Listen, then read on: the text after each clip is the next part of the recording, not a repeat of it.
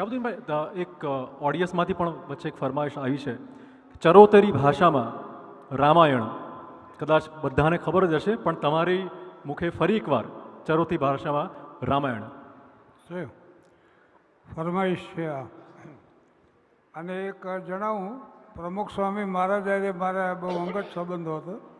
બાપાનો ફોન જ મને આવે સીધો કે સુરેન્દ્રનગર જાઓ ને રાજકોટ જાઓ, વલ્લભ વિદ્યાનગર, સાળંગપુર, અમદાવાદ, મુંબઈ.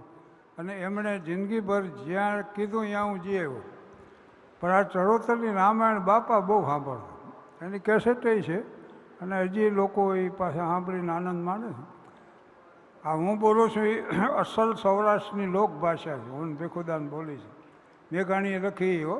મેઘાણીનું જન્મસ્થાન થાનથી અમારે ચોટીલા 18 કિલોમીટર જ થાય.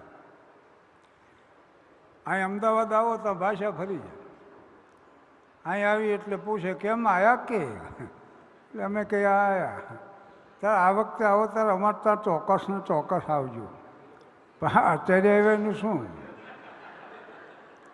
અમે એક ઘરે મહેમાન થયા ને તે નાના બાળકો કે આજે અમારે કાંકરિયા પ્રાણી સંગ્રહ સ્થાનમાં વાંજરા જોવા જવું. અમારા બેને વળી સમજાવ્યા બાળકોને કે ઘરે મહેમાન આવ્યા છે ને તમારે વાંજરા જોવા જવું છે. પછી તો મેં કીધું કે અમે છીએ શું ધક્કો ખાવું. પણ આ અમારે કડી ને કલોલ ને કઠલાલ ને મહેસાણા ને વડનગર ને વિસનગર જ્યાં જ્યાં પ્રોગ્રામ મળે ને ત્યાં હાલ્યા જઈએ. એટલે ત્યાં જઈ તો ભાષા સમજે નહીં પણ સાંભળવા આવે હો બધા. અને સમજે એટલું સમજે ને બાકી એમ માને કે આ બહુ ઊંચું સાહિત્ય છે, એટલે આપણને નથી સમજાતું. અમારે ડાયરામાં શું થાય, હાસ્ય કલાકારનો 35 મિનિટના 2 સિટિંગ હોય. મારું એક સિટિંગ પત્યું ને એટલે હું બહાર નીકળ્યો. ત્યાં ચોકમાં રામા એક કથાકાર કથા કરતા, એટલે ત્યાં હું જઈને બેઠો. મેં કે આમાં કંઈક મળશે જાણવા, સાંભળ્યા. એટલે એને રામા એને વાત શરૂ કરી એકવાર એવી કે એકવાર છે તે એવું થયું કે દેવ અને દાનવ ઝઘડી પડ્યા. આપણે પાડોશી જોડે ના ઝઘડી પડીએ એમ ઝઘડી પડ્યા. તે દાનવો બધા શક્તિશાળી, દેવોને હરાઈ કાઢ્યા. દેવો બધા થયા ભેગા કે આ દાનવો આપણને હેરાન કરે ને કોઈ સ્વર્ગનો આનંદ ના લેવા દે, અપ્સરાઓના નૃત્ય ના જોવા દે, ગંધર્વોના ગાન ના સાંભળવા દે.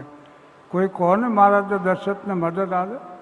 તે 2 દેવ ગયા દશરથ જોડે, તેમ પ્રણામ કરીને ઊભા રહ્યા.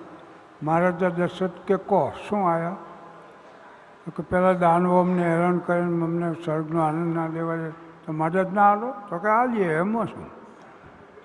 એ દેવોને મદદ આલવા દશરથ ગયા ને તો પછી કંઈક હું જોડે હેંડું. તો કે હેંડો 1 થી 2 ભલા.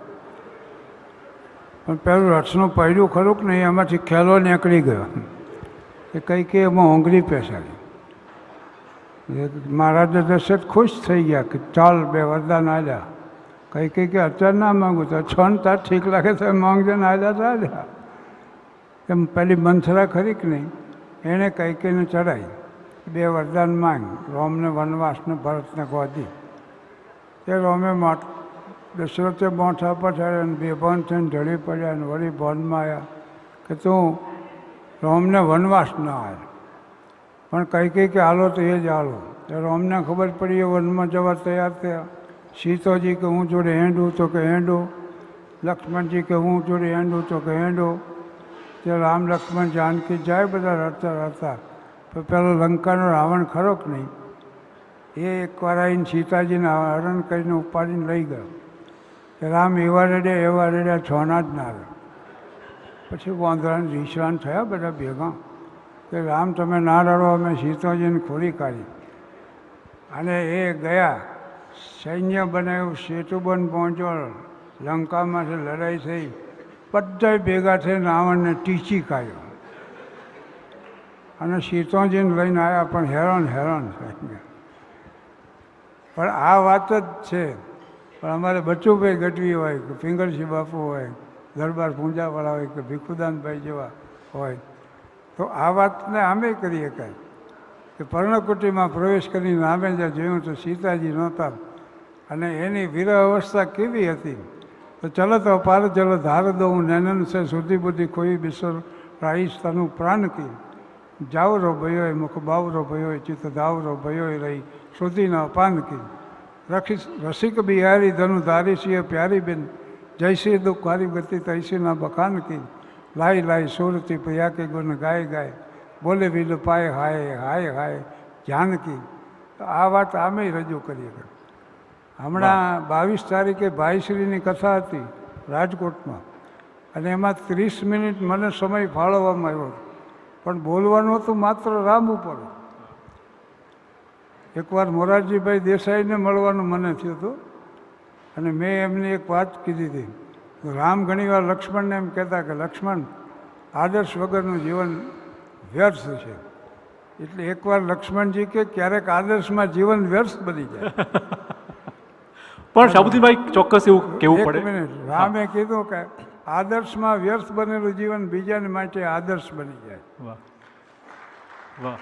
સુભાષબાબુ લાલ કિલ્લો સર ન કરીએ કેવું, પણ યુવાનોનો આદર્શ હોય તો સુભાષચંદ્ર બોઝ હોઈ શકે, કરતારસિંહ સરાભા હોય, મદનલાલ ઢીંગરા હોય, રાસબિહારી બોઝ હોય, ભગતસિંહ હોય, સુખદેવ હોય, જયદેવ હોય.